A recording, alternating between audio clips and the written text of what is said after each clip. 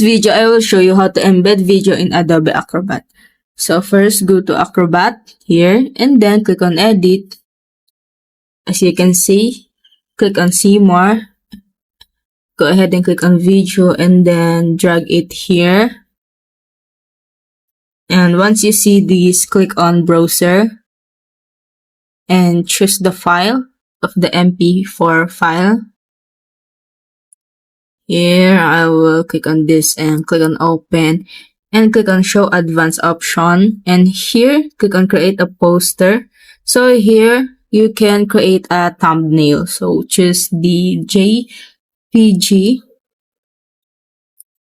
for thumbnails or PNG and click on OK.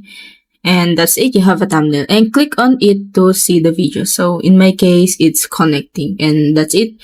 If it helped you, please like and subscribe.